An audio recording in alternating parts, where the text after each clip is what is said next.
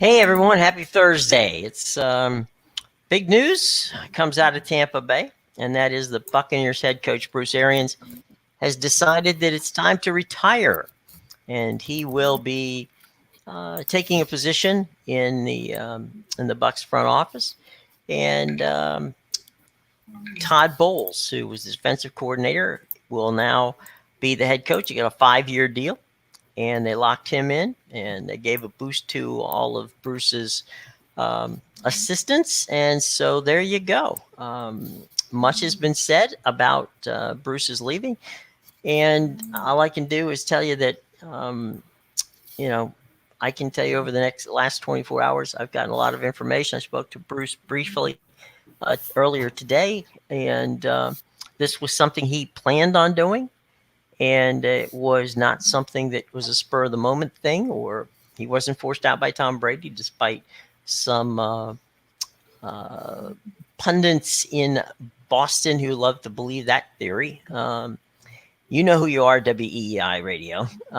Anyway, Chris, it's well, to be fair, there's people in Boston that still think that Brady's going to end up in Miami. So, I mean, obviously, these people have nothing better to do than stir the pot. Obviously, the Patriots did nothing in free agency. They weren't a very good football team last season. By the way, Bruce, thanks for screwing up the replay of the Bills stopping New England in the wild card game, which I was enjoying until they had to interrupt to talk to a bunch of people that had no idea what was going on other than you announced your retirement.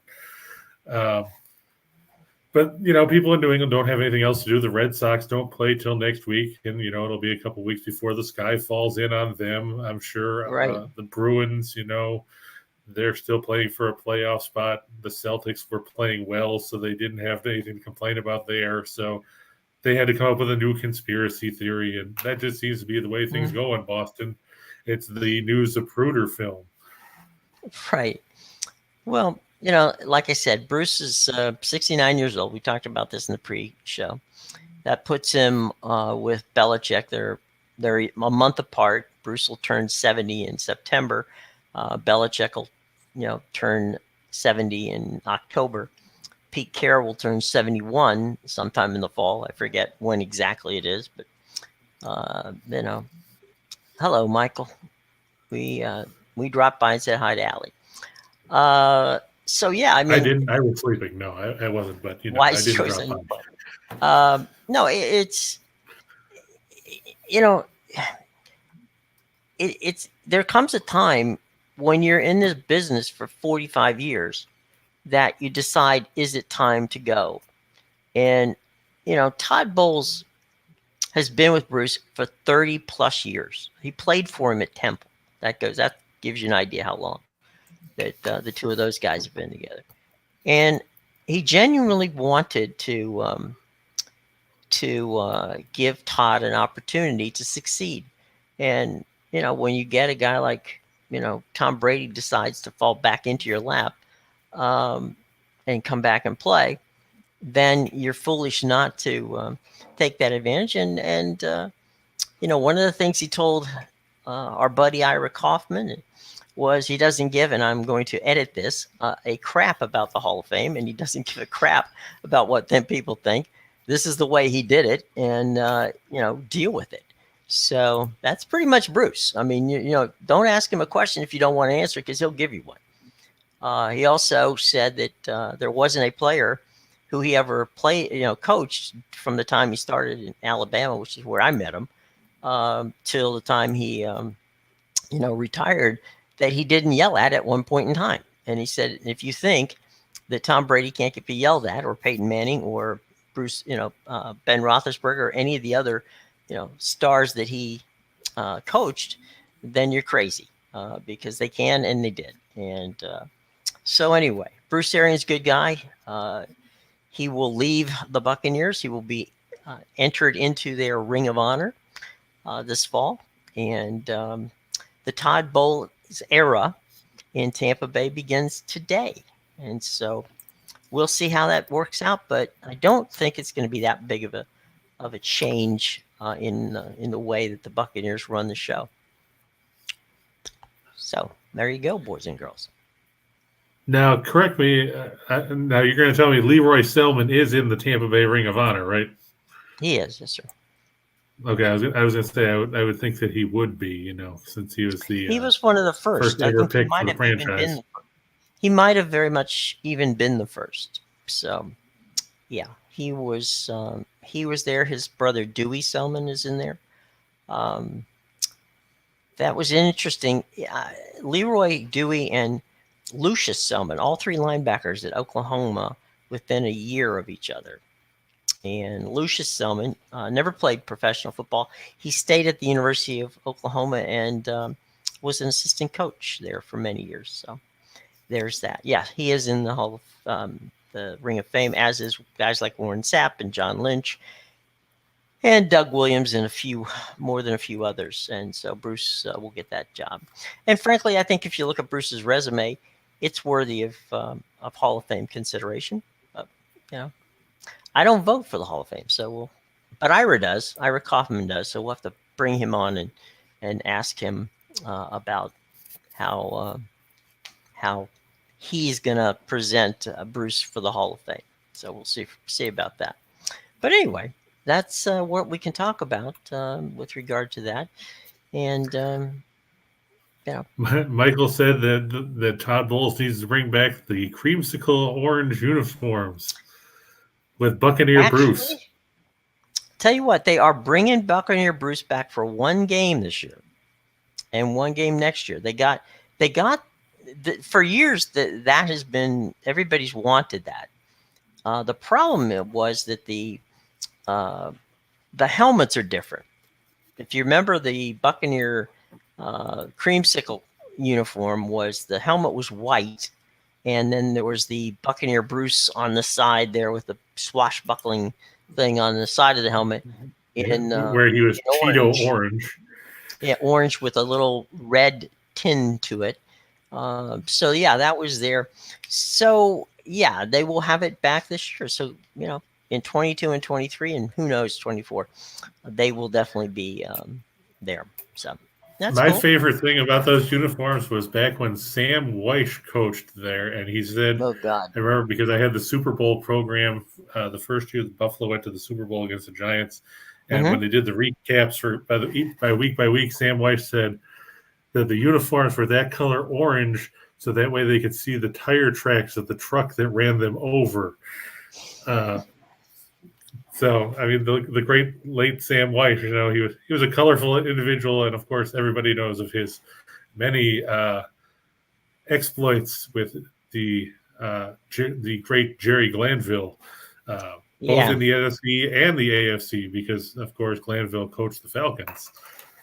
Yep, they didn't like each other at all, and they made no bones about it, which is great. They probably still don't, even though Weish has passed away. Yeah, Jerry holds a grudge, so I'm quite certain that if I know Jerry, he probably sent black roses to the funeral. But if it was me, I would think Glanville would have went to the funeral to make sure he was dead.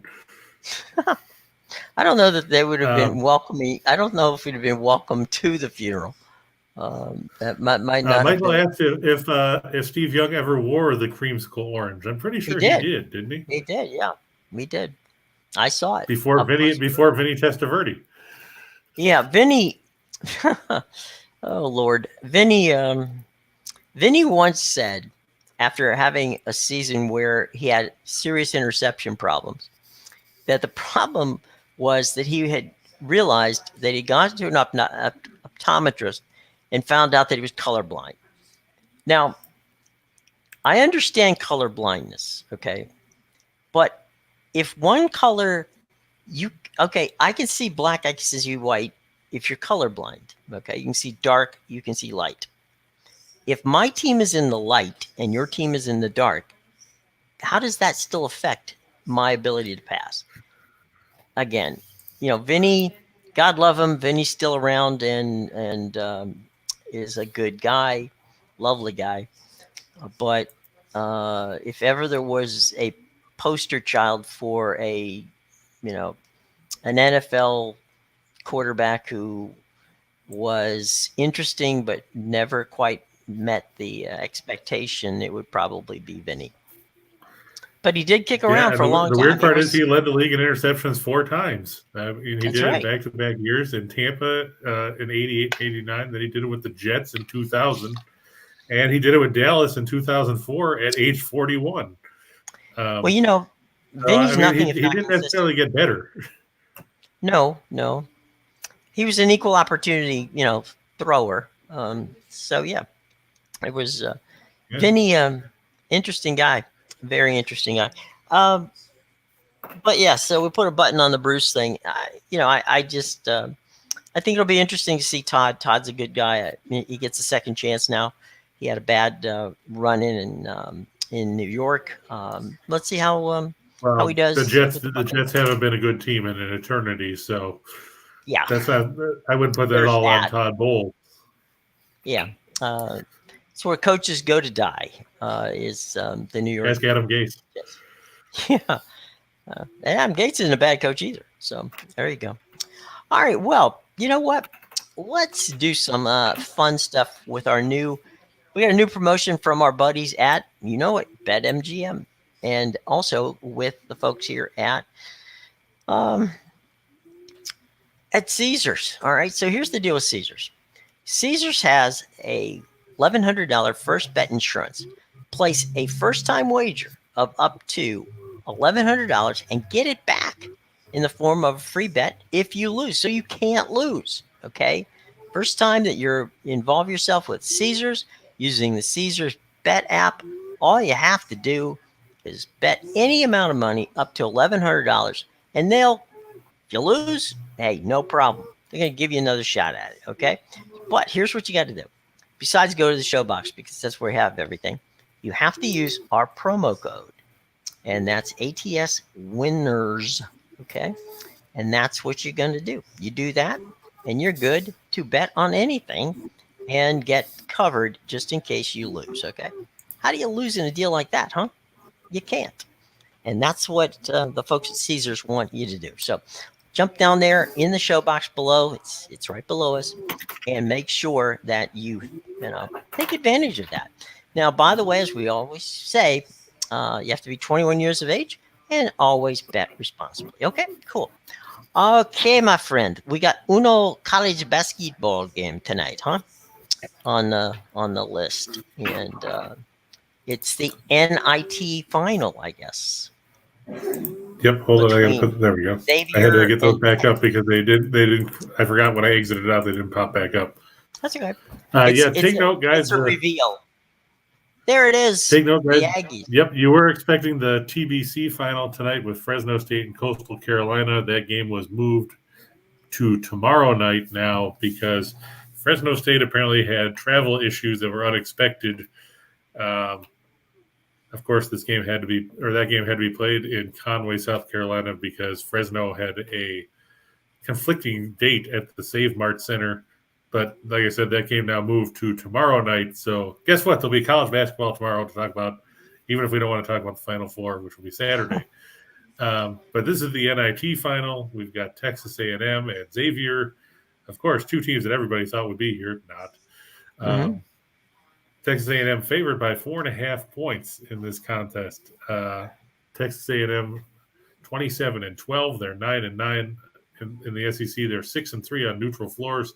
Xavier improved to 22-13. They're 8-11 in Big East. They were 2-2 on neutral floors. How'd they get here? Xavier beat St. Bonaventure in the semifinals, 84-77. Tuesday night, Texas A&M beat Washington State 72-56 in a game where neither team wanted to score in the last 5 minutes just to ensure that the game stayed under the total. We're looking at things here. Texas A&M 130th in scoring offense at 72.7 points a game. They're 157th in field goal percentage. They're 166th in 2-point percentage at 50.5. Neither team shoots much in the way of 3-pointers.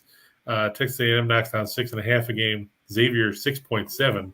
And neither team shoots well out there either. Texas A&M 252nd in 3-point shooting. Xavier is 262nd at 32.1%. Also, don't expect anyone to salt the game here at the free throw line. Xavier 70.1% at the stripe. Texas A&M 69.9. The big difference here between these teams, defensively. Xavier's a middle-of-the-road team on defense, 181st in scoring defense, 69.1 points a game. Texas A&M, 74th, giving up just 65.9 points per contest, 61st in field goal percentage defense, 95th in two-point defense. The Aggies 9-1 in their last 10 against the spread after a straight-up win. They're 8-1 in their last 9 following an ATS win. Xavier, despite beating St. Bonaventure the other night, are just 2-10 against the spread in their last 12 after a straight-up win. Like Sly said, Texas A&M has been playing well. Might as well stay on the train and go with the Aggies. The Musketeers expected not to have Paul Scruggs again tonight. Tim, of course, has to be the contrarian and take Xavier. I just don't trust the Musketeers, especially when they gave up 54 points in the second half against St. Bonaventure after only giving up 23 in the first.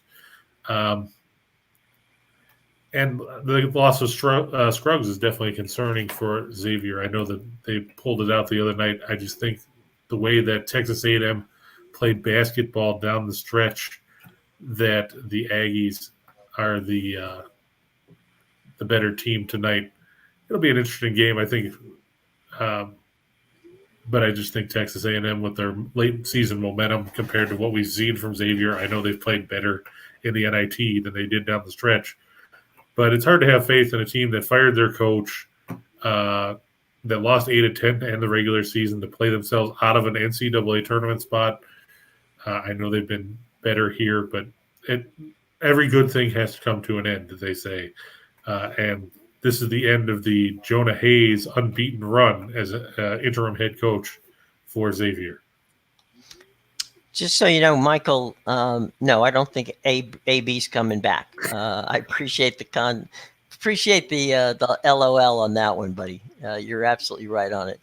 And the Aggies are mad they didn't get March Madness tournament. That's why they're going to win tonight, Michael.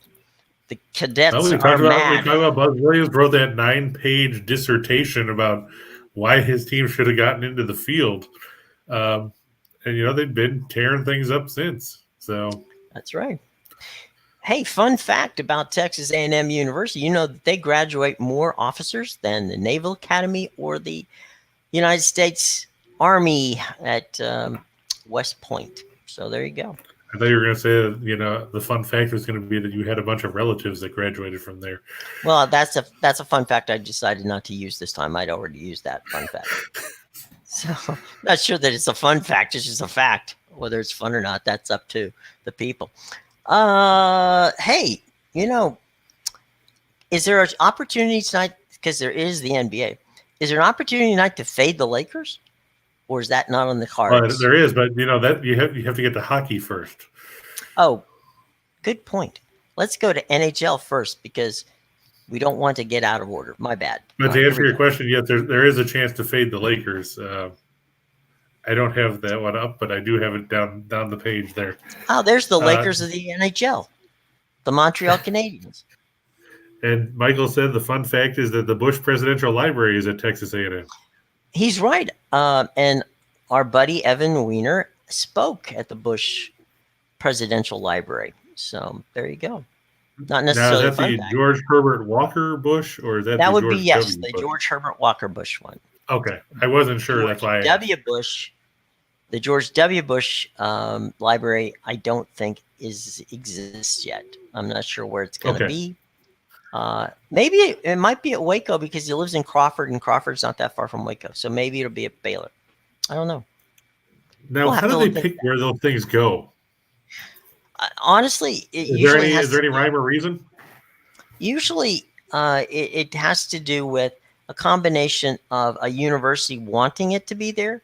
They don't have to be at universities. Reagan Library is not a university. A number of them aren't.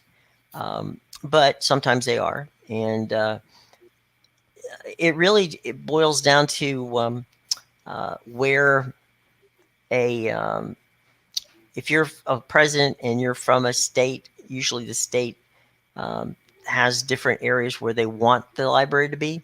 So they'll it's almost like a bidding process where they'll put up the money for it. And so they just want the George Herbert Walker Bushes to be at Texas A&M, and no pun intended, they ponied up the the George W. Bush. Thank you, Michael. The George W. Bush Library is at SMU in Dallas. Okay, so there you go. Where's the Richard Nixon Library?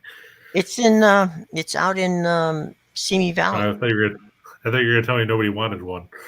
No, it's there. It's in Simi Valley, which is in the valley a little bit north of Los Angeles. There, for those of you wanting to know such things, didn't realize that we had such a wired group here. It's good to know. Putting my political science degree to good use this afternoon, guys. Greatly appreciate it. So yeah, the Bush, I guess so. So George Herbert Walker Bush is at A&M, and thanks, Mike, for telling us that that the George W. Bush Library is at SMU. Okay, so good for there. And as we said before, we can't fade the Lakers yet, but we sure can fade the Canadiens, because that's what we always do. And well, I mean, somebody's got to, right? Is Carolina playing like their 7th game in a row? It just seems like every time I look up, Carolina's on the board. Well, they played Monday night against Washington. They played Tuesday against Tampa, and then they were off yesterday. So it's their 3rd game in 4 nights. I think it's their 4th and 6th. I think it's pretty much the same for Montreal. Montreal, I know, played Saturday. Then they played. Let's see. Then they played. Well, at least they're at home. They played Sunday. Then they played Tuesday. Carolina's at home here. The Hurricanes 44-15-8. Montreal 18-38-11.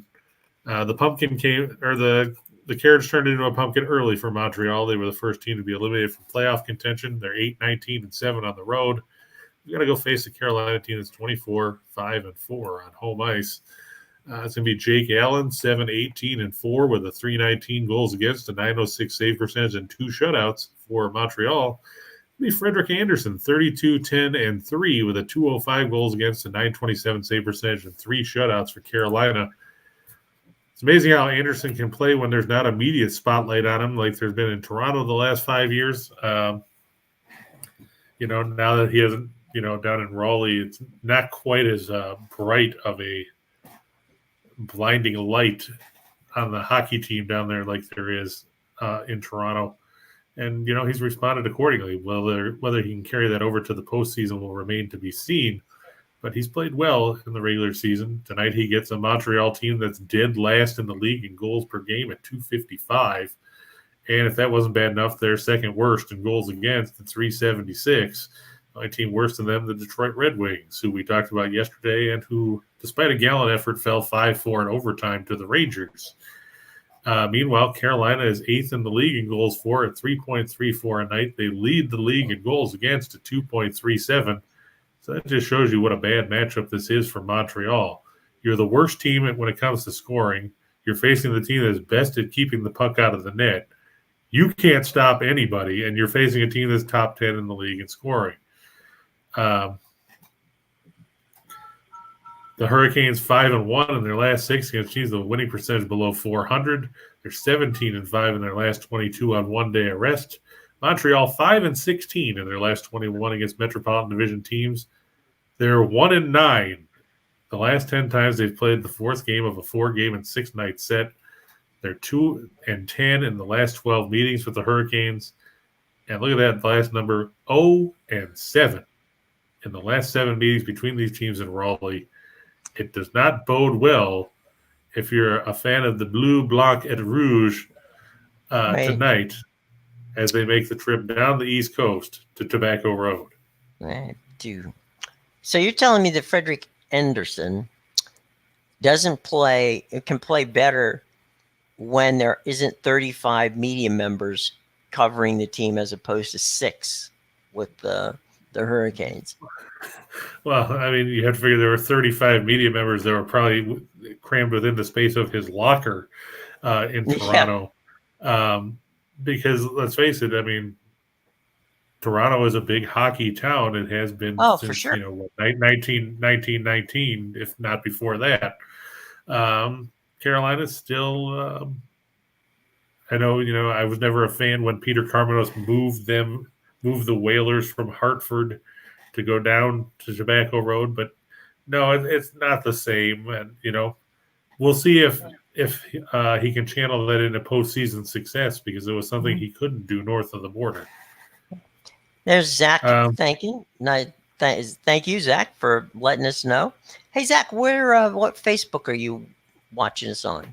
And also, yeah, we were fortunate about that one, because that game was 3-3 for an eternity, and I thought I was going to end up getting a lot past it, but it ending up 4-3 in a shootout. But we'll take it. And Euler, good to see you had a big win last night. We talked about Arizona, San Jose. I noticed our buddy Ryan is not here today. Probably he's busy celebrating. No, he's not. He's busy drowning his tears in some cheap beer, because the Sharks were beaten by the Coyotes 5-2, right. Which was disappointing. And now, of course, the Sharks now have to go on the road tonight and face Colorado. So not a good back-to-back set. Not a good back-to-back set for the Sharks. They had pretty much had to have that win last night, and did not get it. Yeah. Thanks to Zach for telling us that he's watched us on the Winners and Whiners Facebook. And Tyrone, welcome to the house, boys. All right, let's move on from Les Habitants to our next one. Hey, look, it's Panthers Florida again. Wow, that's right. ugly. That's an ugly money line. They're all ugly numbers. There's I think 8 or 9 games tonight, and almost all of them are over -200 on the money line, because these games are either a team's playing the second game of a back-to-back, or the third game in 4 nights, or they're just bad. In this case, it's just Chicago's that bad. We watched them the other night. They were up 4-0 in the second period against the Sabres, and then promptly went on to lose 6-5. It's going to be Kevin Lankinen, 4-9-5, with 363 goals against and an 886 save percentage in net for the Blackhawks. Sergei Bobrovsky gets another chance to try to right the ship after that rocky start against Montreal the other night. He's 32-6-3 with a 261 goals against, a 914 save percentage, and 2 shutouts. Bobrovsky, he did give up 4 goals to Montreal the other night. 3 of them came in a 142 span. Apparently, Tim now switched over from being on YouTube. He switched over to coming in on Facebook. So Tim just tested everything out. Next, we'll see him pop up on Twitch or something. Who knows?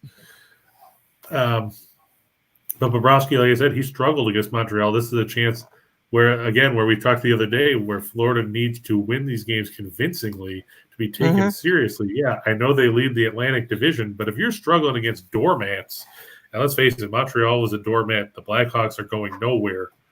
They're down to backup goaltenders after trading Fleury to Minnesota. This is a team you need to blow out of the water. You can't just, scrape out a win or have to rally to win in the third period. This is a team you should be obliterating. The Blackhawks are 26th in goals for at 2.69. They're 24th in goals against at 348. The Panthers still lead the league in goals per game at 4.06. That number goes up at home. We talked about it the other day before they hung 7 on Montreal. Their home number is now up to a robust, 4.7 goals a game. So there's something in the water in Sunrise. I don't know if it's just the swamps of the Everglades. But Chicago only averages 2.71 goals a game on the road, so that doesn't bode well for them either. Panthers 6-1 in their last 7 on one-day arrest. They're 42-9 in their last 51 as a home favorite. They're 13-3 in their last 16 when their opponent scored 5 or more in their last contest. Chicago 1-5 in their last 6 against the East. 1-5 in their last 6 against the Atlantic. And they don't do well after they have offensive bonanzas. Look at that one.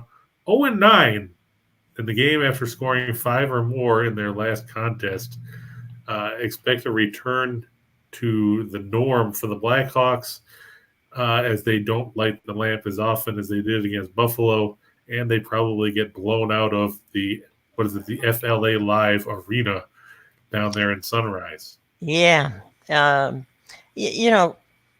This is the time of season when, if you're going to win a title or go deep into the Stanley Cup playoffs, you start getting that momentum. Remember, I mean, it's like the final couple weeks of a baseball season when the baseball team gets hot and they head into the playoffs and they start to build that momentum. And Florida needs to do that. And we'll see if Bobrovsky had one of those mental lapses or if he's got some problems. If he's got problems, then Florida has problems. So, well, yeah, because I mean, you can't afford to go to Spencer Knight in a playoff series. No. That would be they would have a halak moment. Hey guys, yeah, and Florida doesn't have a massive lead in that division. I mean, they have 96 points, but Tampa Bay has 90, Toronto has 89, and Boston has 87. If you go on a slide and a couple of those teams get hot, you could end up bouncing down the standings in a hurry. Right. And you don't want that. That's for darn sure. Hey, guess what? We got some stuff we're going to give you. The 2022 MLB Bettors Guide is a must-have for you seam heads out there, myself included. And here's the deal, all right? The only betting guide you need to succeed for the 2022 Major League Baseball season is jam-packed with over 100 pages of insightful strategies. Right, yeah, 10 times the size. So 100 pages, some of which are written by the man sitting over to the side of me, the one, the only Chris King. So what else? What do you get in there? Well, I'll tell you what. You get futures odds, you get predictions, you get World Series, AL, NL Pennant, AL, NL MVP, AL, NL Cy Young. If I'm not mistaken, that's one of the ones that, by the way, spoiler alert, those are won by Chris. Okay. Rookie of the Year. Yeah, I'm winning all the awards. Yeah, he wrote it. He gets to do it. So go downstairs, okay, to the show box below and take the opportunity to click on it. Now, it's not going to come until either the 5th or 6th of April. Yeah, I think they're talking the middle of next week. Yeah, so don't worry, but definitely go down and reserve yours for free from your buddies at Max Wagers Network, Picks and Parlays, and, of course, Winners and Whiners. So go downstairs to the wonderful and marvelous show box where we've got all kinds of fun stuff for you. And check everything else out down there while you're in the show box below, okay? And I like the who was it the other day that said do the Will Smith and slap the like button. Slap the like button. I can't remember who that was. That might have been Elliot or it might have been it might have been Elliot or James. I can't remember. It's one of our good regulars. Slap that like button, and of course, by all means, hit the bell and subscribe so you know where we are at all times, because we don't know where we are at all times. But be good for somebody. And AJS, I agree with you about the Royals. I think they'll go over 74 wins. We talked about that with Scott and Scott the other day when we did the Central Division previews. I know a lot of people are high on Bobby Witt. He's probably the second or third top prospect there is in baseball, depending on which publication you read. The catch will be if the Royals can get enough pitching to make any kind of push, because there's a lot of young arms in that rotation. Well, I mean, he can't hurt. He's better than some of the guys that they trotted out there last year, like Jackson Kowar or Daniel Lynch. I mean, those are guys they need somebody at the front of the rotation that has experience, because a lot of those guys they're really young. I mean, you look at Singer and company there, and they need somebody that can anchor that rotation. But I mean, the Central, it's wide open behind the White Sox. Yeah. So I mean, Cleveland sucks, and everybody. I know Detroit Lenny is probably excited about. Yeah. The Twins spent money. Go ahead. No, I was just saying the Twins spent money. I don't know if it was, it's gonna. The Twins have done this before. They've spent money and it didn't pan out for them. So we'll see. But the White Sox could always be worse. They could be Cleveland and not spend any money. There's that. Yeah, no question about that. All right, so we were talking about fading the Lakers. Can we do it now? Well, I don't have a slide for them, but I have them in the bottom in the shot in the dark section. So basically, stay tuned. Stay tuned. We are going to fade the Lakers. Okay, but not now. That's what's and Michael's right. It's hard to talk about baseball and talk about the Cleveland Guardians. It sounds like a roller derby team. It's or a slow pitch softball. Okay. Yeah, that too. The Clips. Hey, now the Clips have come back from 2 25-point deficits to win in the last couple of games. This is crazy.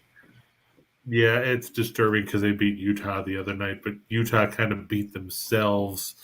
I think they got complacent. The Jazz were minus Bogdanovich. They were minus Hassan Whiteside. So they were trying to play with guys that you don't normally see. Yeah. Yeah. The bigger one, as Barkley would say. Right, the taller Bogdanovich. Yeah. Yeah. And, it's tough. I mean, and plus, I think the Clippers got a boost because Paul George came back the other night. For supposedly being a guy on a minutes restriction, I think he played 30 or 32 minutes. That's not much of a minutes restriction to me. Normally when you come back when you haven't played in 3 months, you're on a bit of a pitch count. You play 15, 20 minutes, not 30-some. It just shows the Clips are a little bit desperate to try to make sure that they can make the postseason. So he'll be out there tonight. I just think that going on the road and facing the Bulls is a bit of a challenge. Chicago, of course, bounced back. Yeah, PG was unreal. It kind of pissed me off. But, are we talking spring baseball already, Bill? I know that Steen and Reichel like to talk about that with their straw hats. Farmer Bob and Farmer Pete there, Right. But yeah, in this one I like the Bulls. Oh, that's Green a typo. Acres. I didn't change the record on the Clippers on the road. They're not 30-6. That was from when I copied stuff over from the Suns. Hold on, I'll get you their actual road record. They are actually 16-23. Yeah, they're 16-23. So that was my fault. I apologize for that typo. The Bulls are 26-10 at home. That was not a typo. The Bulls 12th in scoring offense at 111.4 points a game. They're third in field goal percentage. Yeah, if you bet the overs all the time, spring trading baseball has been money because every time you look at the box score, it's like freaking 29-8 or something like that.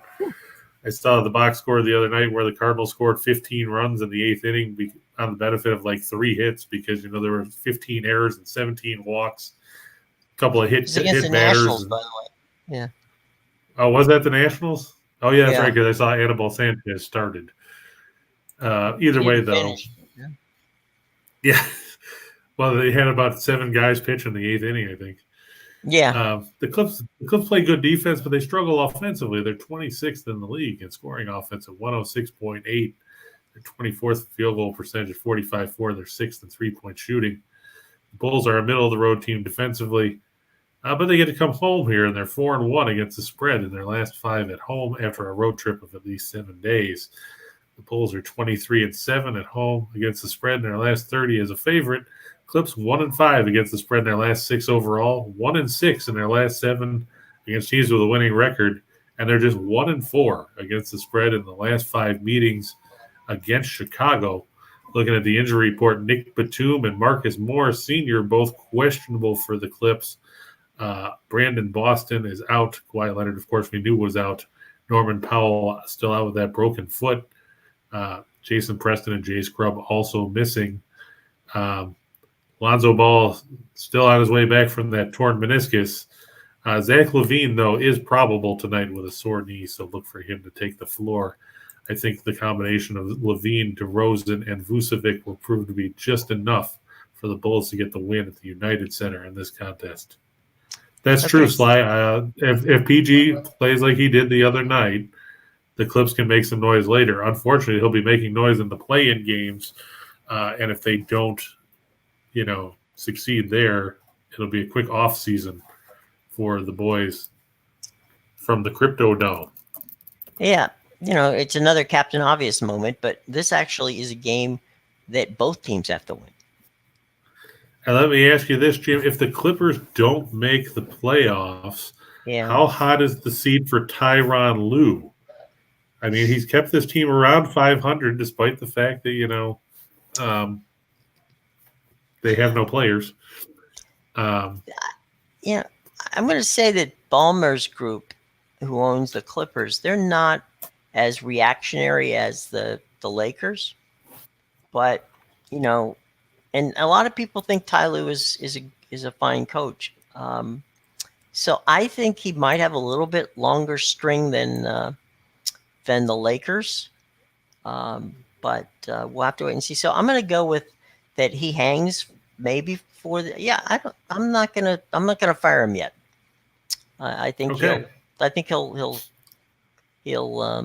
be around. I think it depends, probably on how if they can make their way to the playoff game and maybe make a little noise. They're not going to win the championship, but if they can get in there and make a little noise, that'd be good. And you talked about, was it Milwaukee? Everybody other than everybody falling behind them. The Bulls, the Heat, everybody else. They just seem to be tripping over themselves, and so somebody's going to have to take control of that. And right now, it doesn't seem like anybody wants it. It's like playing hot potato. True. So there you go. So, breaking news: Clippers executive Jim Williams saying Tyronn Lue will not be fired. Right. Yeah. Ballmer. Williams speaking on conditions of anonymity for owner Steve Ballmer. Yeah.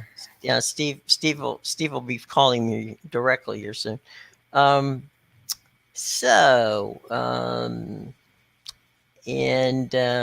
all right. I was just reading Tim is helping out young Chad there, young Chart. I'm sorry.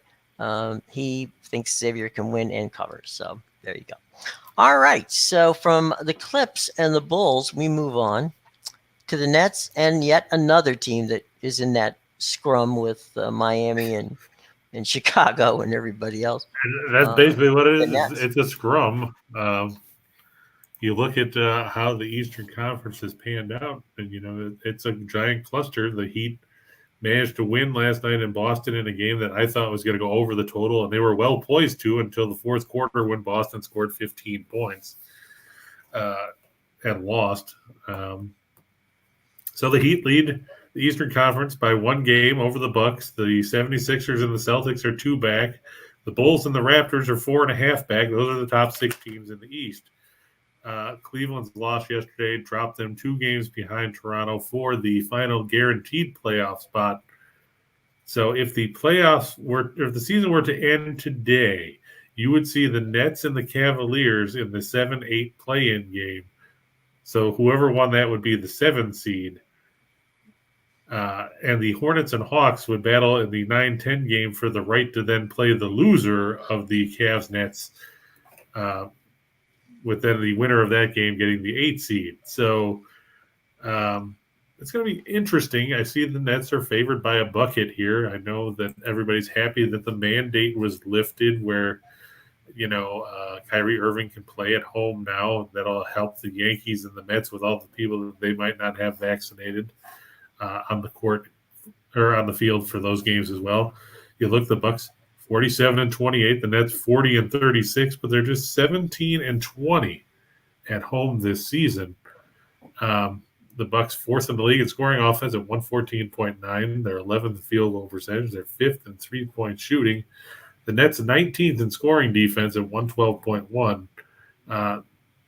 They're only outscoring opponents by 0.3 points a game because you see they're 9th in scoring offense at 112.4. They're 16th in scoring or the Bucks are 16th in scoring defense. It's going to be an interesting game to see what kind of tempo we get here because they've set the total for this game at 243 points. It's climbed as the day went on. It was 237 or 238, I think, last night. The Nets are 11th in tempo at 98.9 possessions a game. The Bucks are 8th at 99.7. Injury report shows that we're probably going to see pretty much everybody, barring some sudden change. The only injury for the Bucks is Antetokounmpo, who's probable with a sore knee. For the Nets, of course, Joe Harris has been out since January. He won't play. David Duke's down in the G League. So is Day'Ron Sharpe and then Ben Simmons. So at this point, you're expected to see Durant and Irving and all those guys. And on the other side, you're going to see Antetokounmpo and Middleton and Holiday. The problem that I have with the Nets is we watch them struggle at times to get by a Detroit team that's been in the lottery since basically the end of October. The Nets or the Pistons covered in that game. And I think that we saw the Bucks. They were an underdog the other day against Philadelphia. They won in the city of brotherly love. I think they can win here. They're 6-1 in their last 7 one-day arrests. They're 4-1 against the spread in the last 5 against teams with a losing home record. They're 9-3 against the spread in their last 12 overall. And those last 2 lines are just horrible if you're looking at the Nets. 5-23-1 against the spread in their last 29 games at home, and 4-22 against the spread in their last 26 as a home favorite. Those are just horrible numbers. And I get the fact that Irving couldn't play in most of those, but in the 2 that he could play in, they lost outright to Charlotte, and they didn't cover against the Pistons.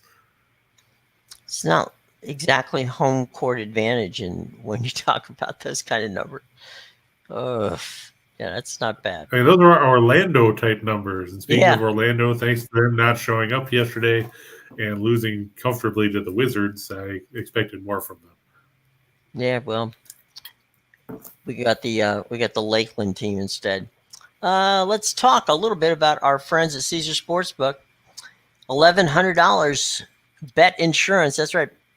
Place a first-time wager of up to $1,100 and get it back in the form of a free bet if you lose. Okay, so there you go. You can take a free one and bet anything from $10 all the way up to $1,100, and they will give you a free bet.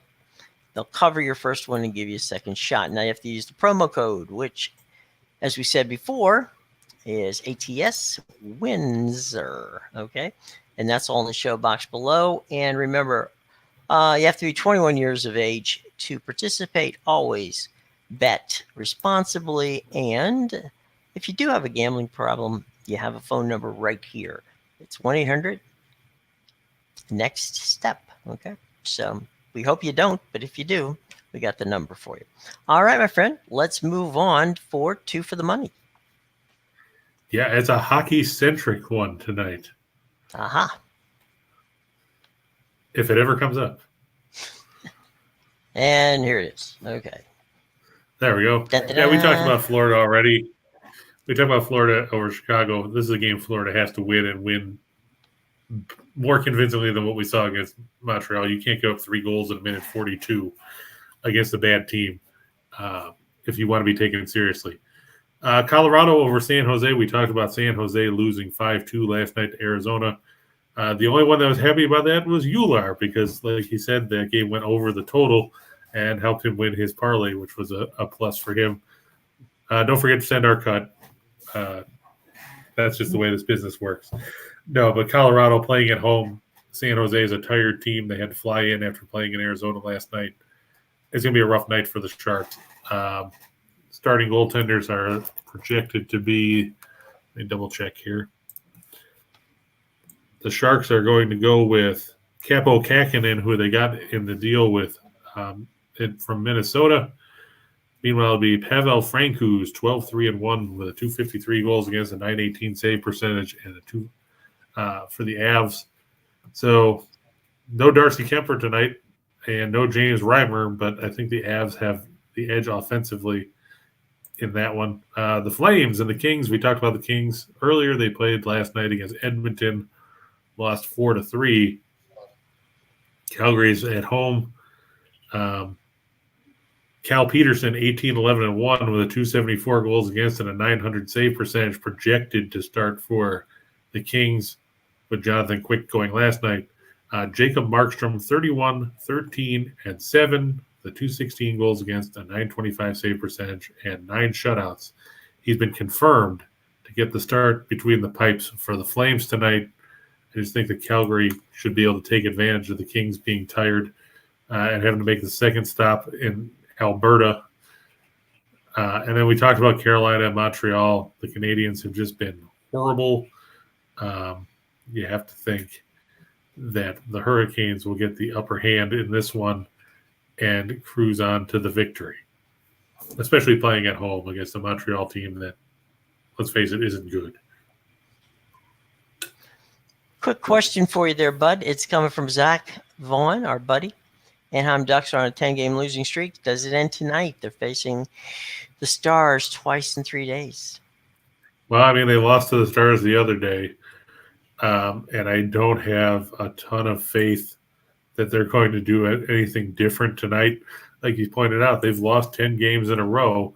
That's pretty much cratered them right out of any kind of consideration for a playoff spot because now they're way out of the race. And if you look at what Anaheim's done during this stretch, it started with an 8-3 loss to the Blackhawks. Then they lost 4-1 to Nashville. They lost in a shootout to New Jersey. They lost to the Islanders. Then they lost to the Rangers. Then they got blanked by Florida at home. Then they lost to Nashville at home by 3 goals. They lost to Chicago by 2 goals at home. Then they lost by 3 goals again. So, I mean, they had 4 straight losses by multiple goals before losing 3-2 the other night to Dallas. I just think that Dallas, the Stars still have something to play for at this point as they're trying to hammer down a wild card spot. I think that it's going to end up being 11 in a row. I think Ottinger will outplay Gibson, and the Stars will escape with a road victory to get to 17-16-2 as the visiting team. And the Ducks just keep falling down the Pacific Division standings. Which is not good because they definitely are moving themselves totally out of the picture, which it's the opposite of the I was just gonna say it's the opposite of the Jeffersons. Instead of moving on up, they're moving on down. Yeah. Yep.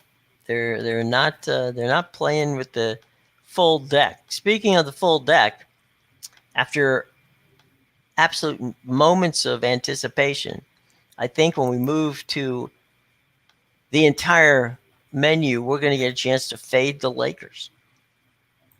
Right, but first we'll do the 4 for the show here. I'm looking for the. I thought we. Yeah. Okay. I'm looking for the 76ers and the Pistons to go over 223.5. Now I know what you're thinking. You're thinking self because that's you. Why in the world did this game go over the total? Well, the 76ers have been kind of leaky defensively of late, in case anybody hadn't noticed.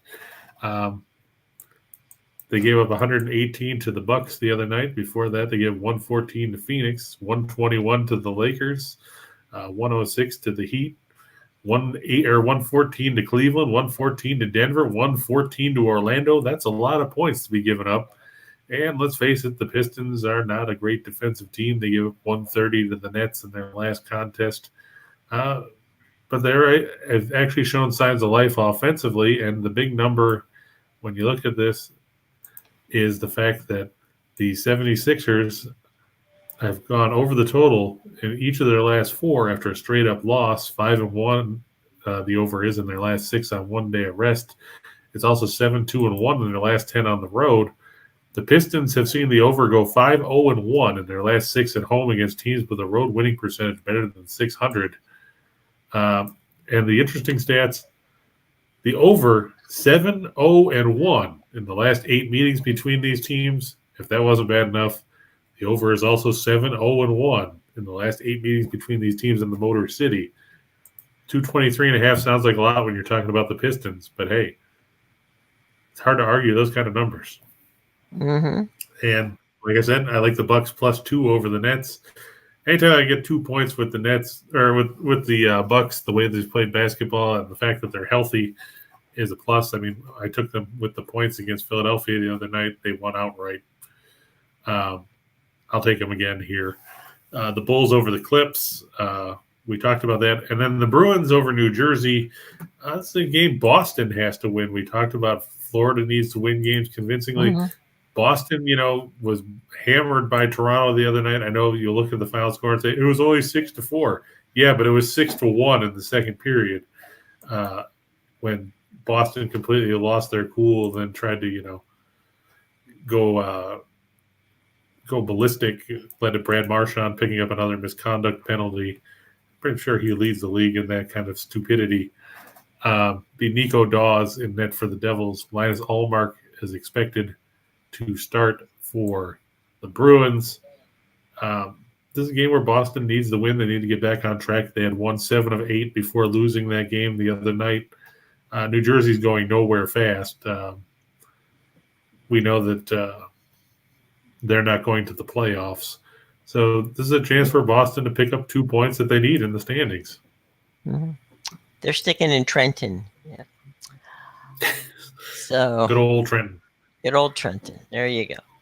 All right. So there's the 4-team parlay. Now, after I've screwed the open twice, let me go one more time. This is the opportunity with the menu, shot in the dark, to fade the Lakers somewhere on this list, but not first. Yep, they're in there. Yeah, like I said, I'm gonna stick with Texas A&M over Xavier. I know we talked about it at the top. I just think the Aggies are a motivated team, like Michael said. They're pissed off they didn't make the field for the NCAA tournament, even though there's some teams that got in. Michigan that didn't necessarily belong there. You could have just inserted any Big Ten team really into that spot, but Michigan stands out. I also look for that game to go over 137.5. I just think that Xavier will push Texas A&M up and down the floor a little bit more than they wanted to, kind of like they did with St. Bonaventure. Now, we talked about the Pistons and the 76ers going over the number. I don't trust Philadelphia to cover double digits. The Pistons seem to cover games when they're an underdog. Don't pick them when they're favored. We took them the other day when they were favored against, or last week when they were favored against Portland. And not only did they not cover, they didn't even win the game. They lost outright.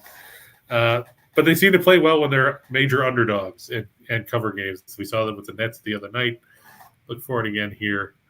There's the Lakers. We talked about them. I know Utah struggled the other night with the Clips, but the Lakers are a team in disarray, and that's probably being generous. Just looking at the injury report for the Jazz, Bogdanovich is questionable again with that calf strain. Daniel House is questionable with a bone bruise. LeBron's not playing. That's true. LeBron has been ruled out with an ankle sprain, and Anthony Davis is doubtful. Now, of course, for all we know, they'll try to stick him out there. And if they did, don't forget, the last time that these two teams met was when Davis got hurt right before the All-Star break. They put him out there, and he hurt his foot. I think that was, 2 or 3 games after he came back from being hurt the last time. It might be better for him just to stay home and not make the trip for this game. Well, LeBron is back in L.A. having his foot looked at by a couple of team doctors, so he isn't even on the traveling squad, and we don't even know what's going to happen when they return home.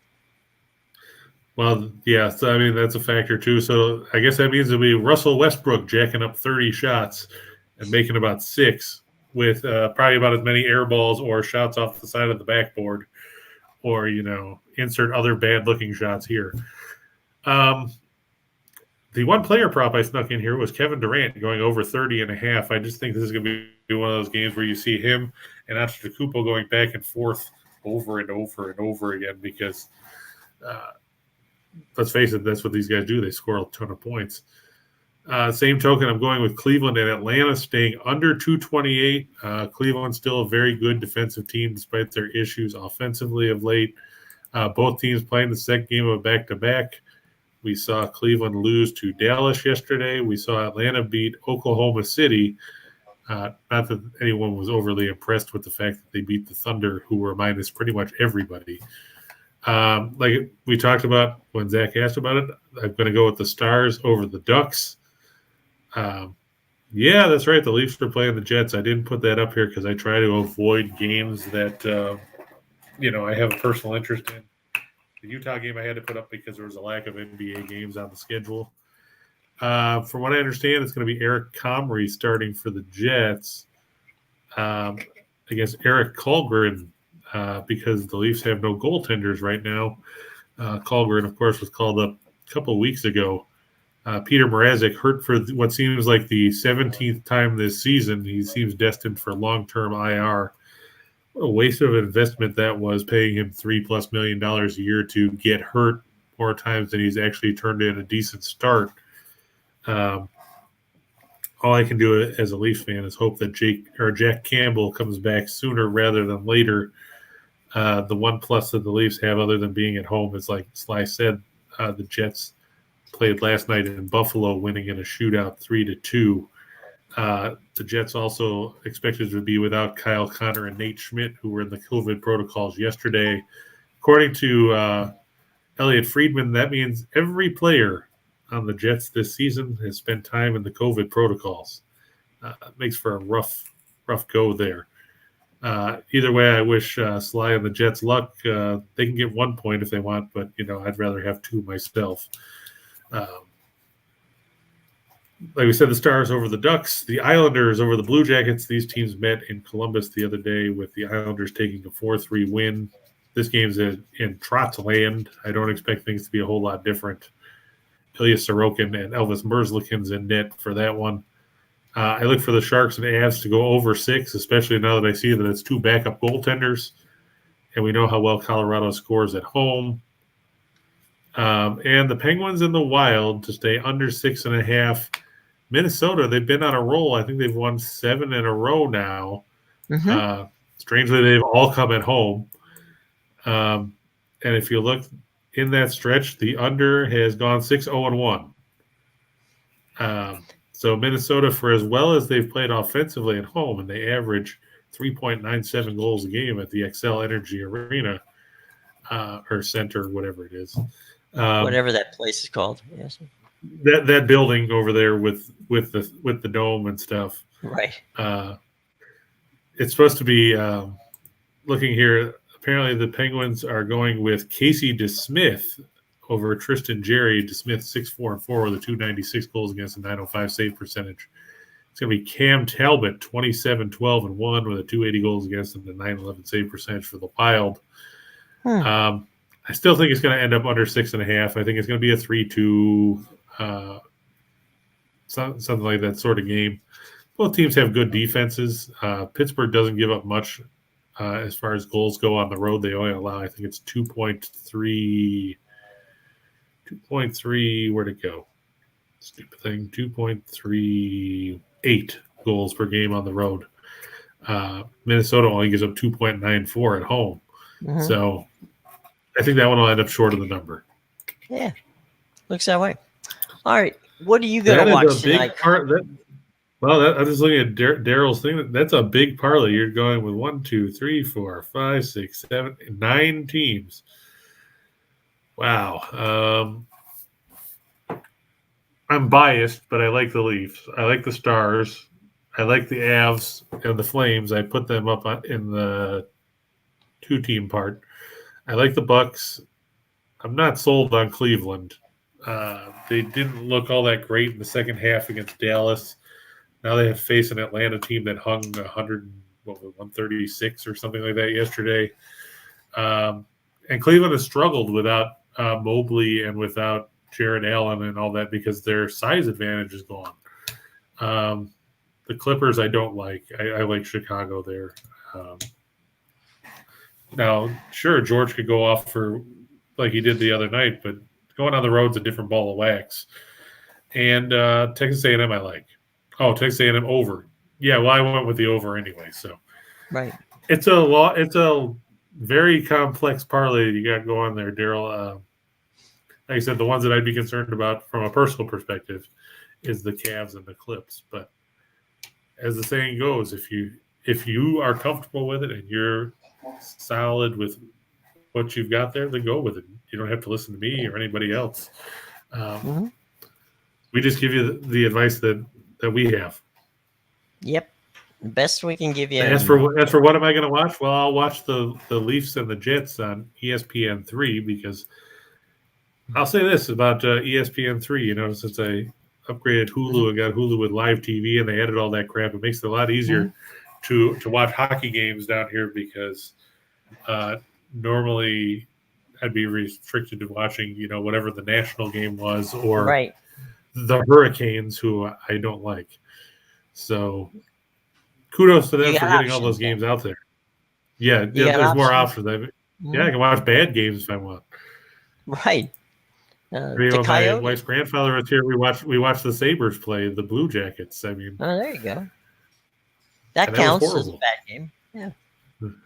All right. Well, we've had a lot of fun today. Any final questions before we get out of here? Tomorrow? No. What are you going to watch, Jim? Netflix. No, I'm just kidding. I'm not sure. I'll have to check. I don't think the Bucks game is on at 7:30. What? Who's on? Who's at 7:30? The Matt.